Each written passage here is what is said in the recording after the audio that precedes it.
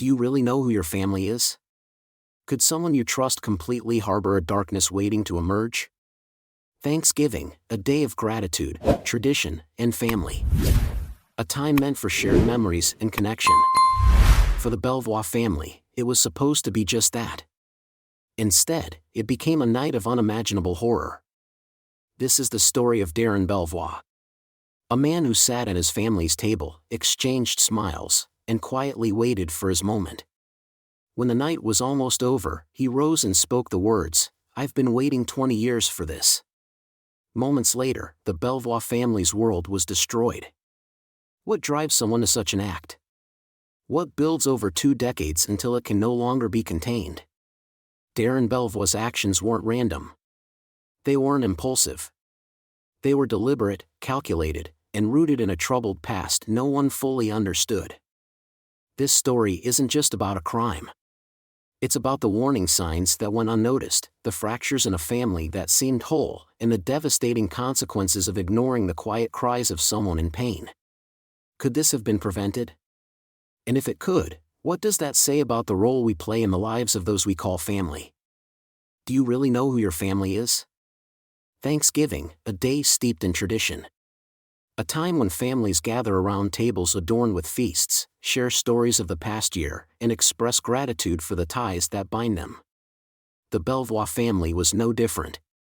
On this day, they opened their home to warmth, laughter, and the promise of togetherness.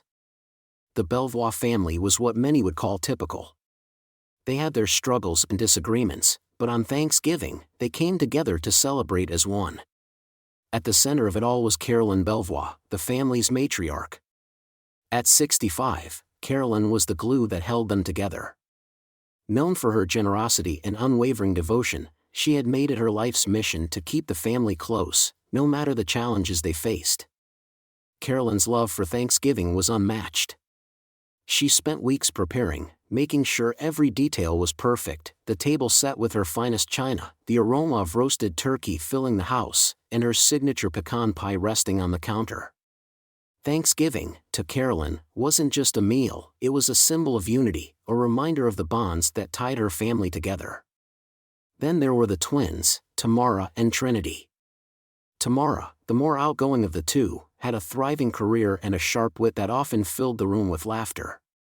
Trinity, quieter and more introspective, was the family's listener, a shoulder to lean on when life felt overwhelming. Despite their closeness, the twins had their moments of competition, each striving to carve out their unique identity.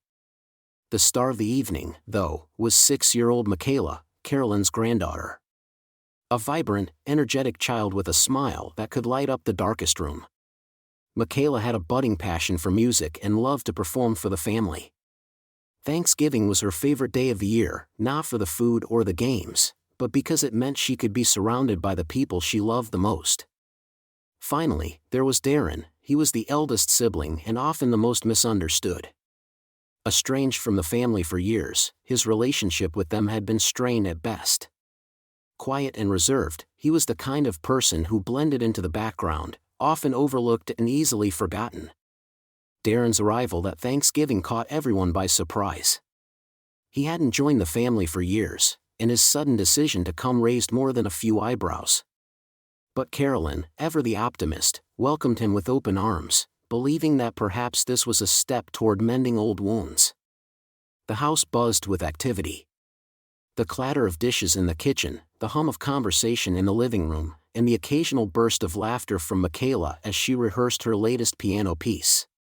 The smell of turkey and stuffing filled the air, mingling with the faint scent of cinnamon from the candles Carolyn always lit for the occasion.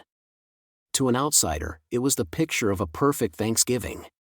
A family united, sharing a meal and making memories. But beneath the surface, tensions lingered. Unspoken words, unresolved conflicts, and a sense that not everyone at the table was there for the same reasons. As the evening unfolded, the family fell into their usual rhythm. Tamara and Trinity playfully bickered over who had the better childhood stories, Carolyn fussed over whether the turkey was cooked just right, and Michaela stole the spotlight with her cheerful performances. Darren, meanwhile, remained an enigma. He sat quietly, watching, his presence both there and not. No one questioned why Darren was so silent. No one asked what had brought him back after so many years. Perhaps they were afraid of the answers. Or perhaps they were just too eager to believe that this was the beginning of reconciliation. As the hours passed, the laughter grew louder, the food was shared, and the family seemed, for a moment, at peace.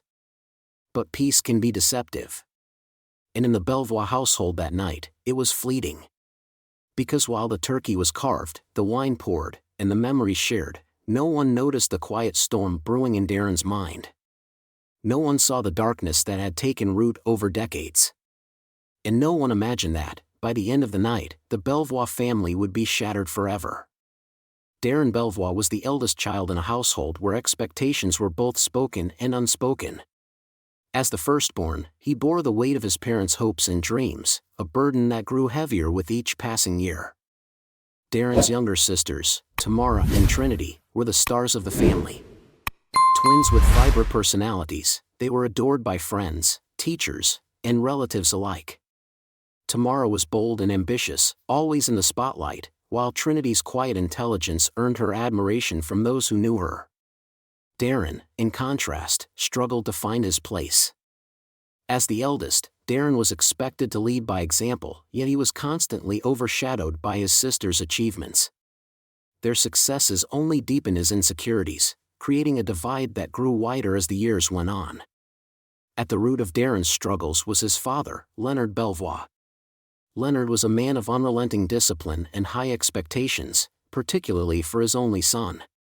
Leonard saw potential in Darren, potential he believed needed to be shaped, molded, and sometimes broken to bring out its best form. But Darren didn't thrive under his father's harsh scrutiny. Instead, he wilted. Every mistake was magnified, every failure a disappointment. Leonard's sharp words and stern demeanor left Darren feeling inadequate, no matter how hard he tried to please him. And while Carolyn, Darren's mother, tried to soften the blows, her efforts were often too little, too late. As Darren grew older, his struggles became more apparent. His performance in school was erratic, one moment excelling in subjects he loved, the next falling behind in those he didn't. Teachers noted his intelligence but described him as withdrawn and easily frustrated. At home, his frustration often turned to anger. Family dinners would sometimes erupt into arguments, with Darren storming off in silence while his sisters exchanged uneasy glances. These moments were brushed aside, dismissed as the natural temperaments of a moody teenager. But were they? Was Darren a product of his environment? Or were there deeper cracks in his psyche? As the years went on, Darren's relationship with his family grew more strained. After high school, he drifted further into isolation. While his sisters pursued higher education and careers, Darren struggled to find stability. Employment was inconsistent, he jumped from one job to the next, unable to hold on to anything long-term. His relationships were even more fleeting, marked by distrust and resentment. To those around him, Darren seemed like a man perpetually searching for something he could never quite grasp. The few times he did visit his family, the tension was palpable. Old arguments resurfaced, and the unspoken resentments simmered beneath the surface. Over time, these visits became less frequent until they stopped altogether. For years, Darren faded into the background of his family's lives. Phone calls were unanswered, invitations declined. His absence became normal, and the family adjusted to a life without him. But Darren wasn't content to disappear. Bitterness and anger festered during his years of estrangement. Friends and acquaintances who knew him during this time described a man consumed by grudges he couldn't let go of. He spoke often about his family, but not with affection. His words were laced with resentment, particularly toward his sisters, whom he felt had been given everything while he was left with nothing. There were warning signs. Moments that, in hindsight, seemed like cries for help, or perhaps warnings of what was to come. Darren had a history of violent outbursts, particularly toward his sisters.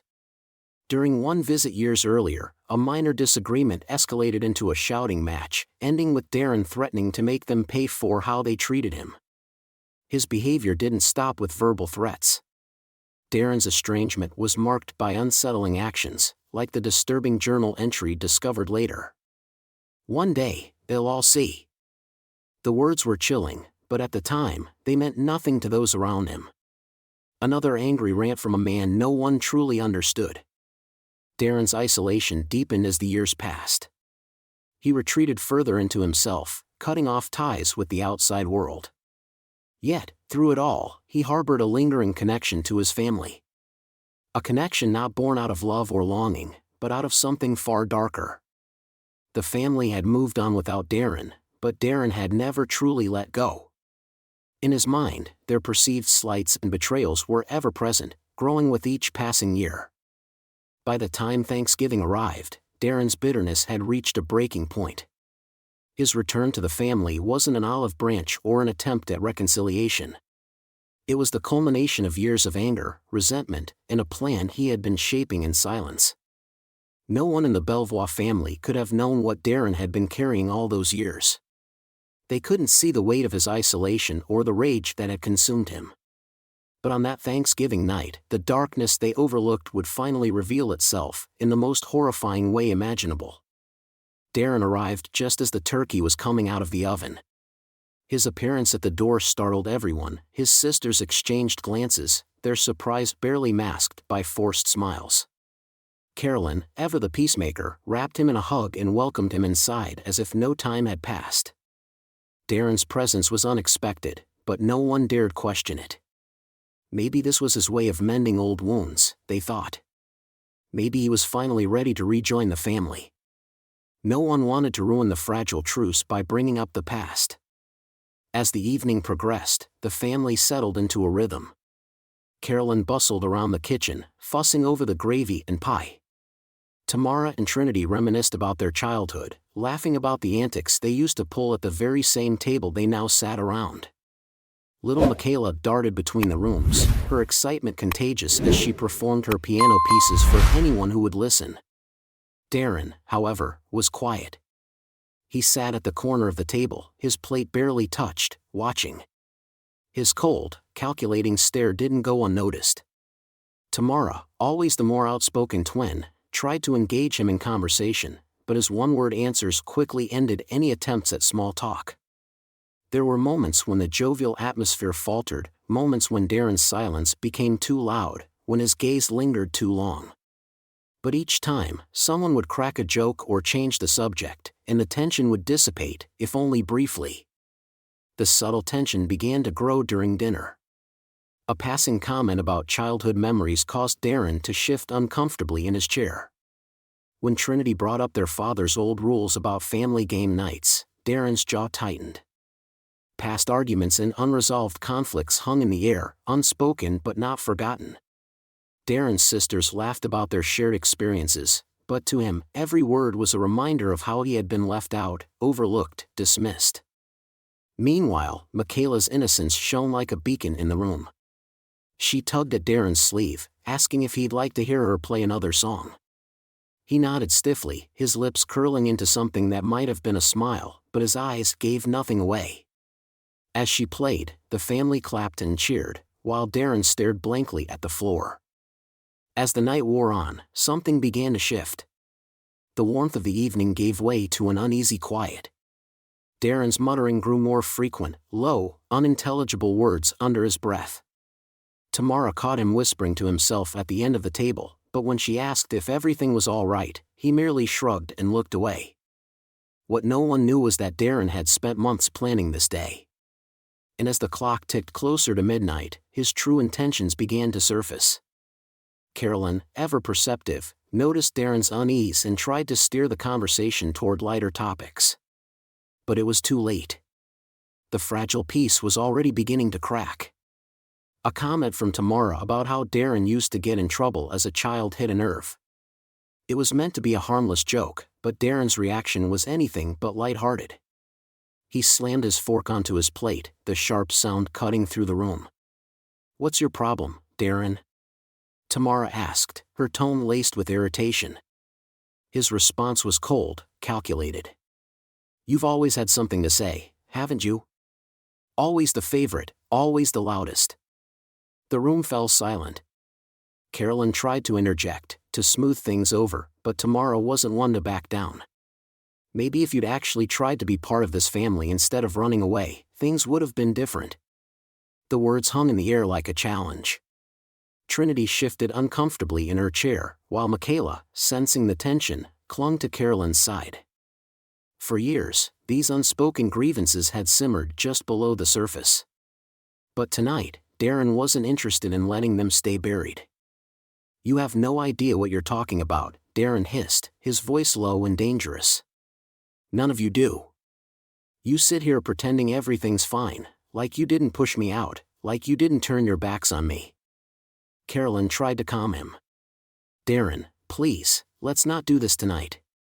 It's Thanksgiving. Let's just enjoy the evening."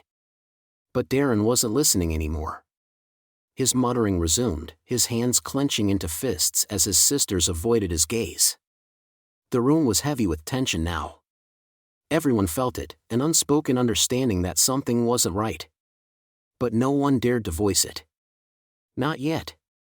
As the clock neared midnight, Darren stood abruptly, his chair scraping against the floor.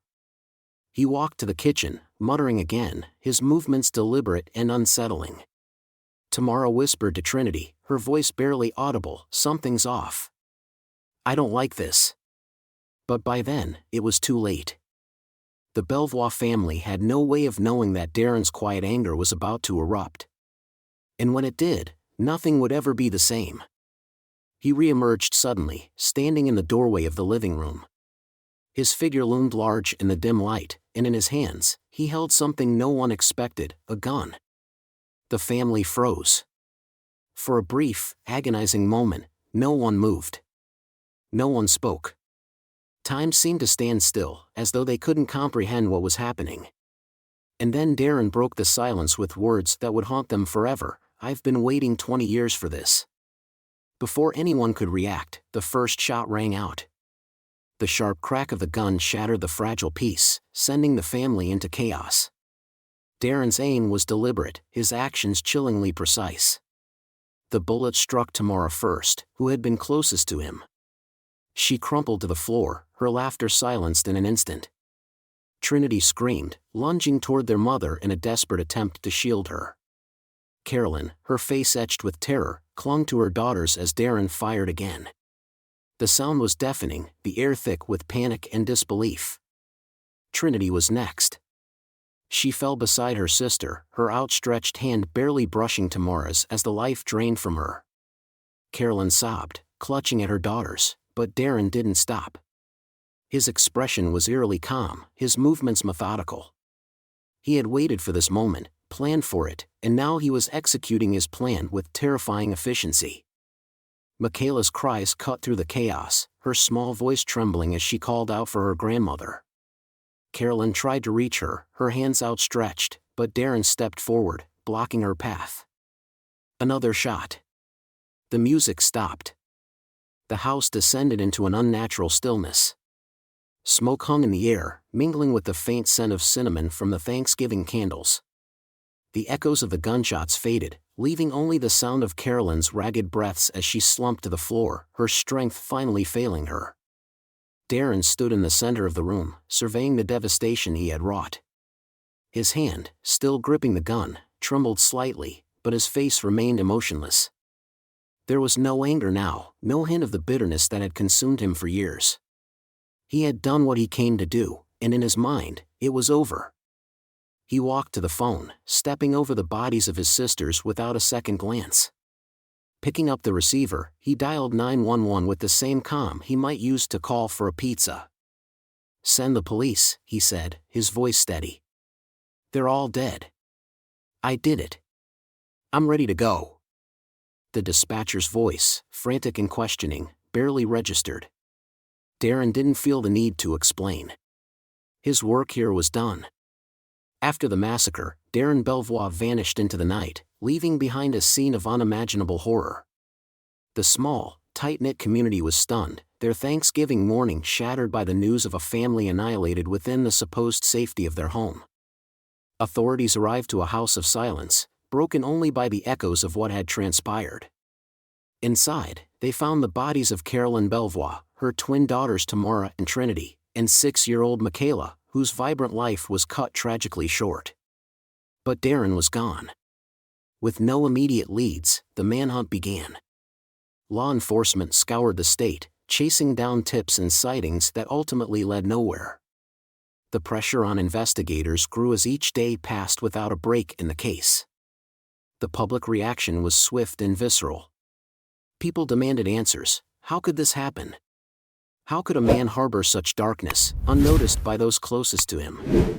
And why had no one seen the warning signs? The questions echoed, as the manhunt dragged on for weeks. Despite the odds, Darren managed to evade capture for an entire month. He was methodical, avoiding technology and traveling through rural backroads, leaving little trace of his movements. But his meticulous planning wasn't flawless. After weeks of searching, authorities finally tracked Darren to a rundown motel just outside of the state. He had checked in under a false name, but a clerk, suspicious of his demeanor, tipped off the police. Darren was arrested without incident, sitting calmly on the edge of the bed as though he had been waiting for them. The nation exhaled in relief, but the sense of closure was incomplete. Darren's arrest only deepened the questions surrounding his motive and the depths of his hatred for his family. Darren's trial drew attention, vying for a glimpse of the man who had committed such an atrocity. Inside, the atmosphere was heavy, filled with grief, anger, and a desperate need for justice. When Darren entered the courtroom, the room seemed to hold its breath. He walked in shackled but composed, his face a mask of indifference. There was no remorse, no emotion, just an eerie calm that left those in attendance unnerved. During the trial, the prosecution laid out Darren's actions in painstaking detail, painting a picture of premeditated horror.